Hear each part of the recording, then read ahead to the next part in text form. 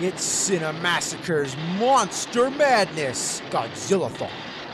One problem with Godzilla 1985 is that Godzilla was on his own. He didn't have any monsters to fight. So for the sequel, Toho decided to hold a contest to write the plot and invent an original monster.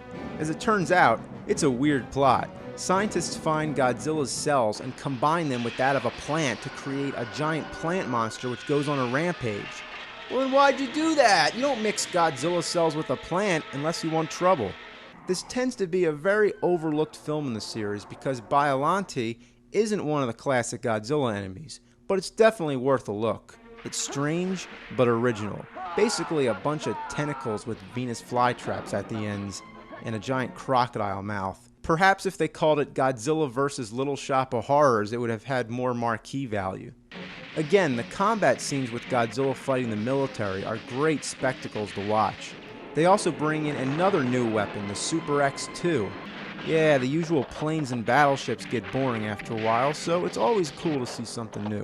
But at last, I'd like to mention that this one was never released in the US. Theatrically. It was never released theatrically in the US, but it aired on cable television in the US, and it was released on VHS, English dubbed. Yes, I owned it, but it would be the last one that I'd owned for a while, because following Godzilla movies throughout the 90s were not released in the US in any form whatsoever, not until the advent of DVD. However, they were available, fortunately subtitled, as special imports on VHS. Once DVD came around, every Godzilla movie saw a Western release. I hope that clears it up.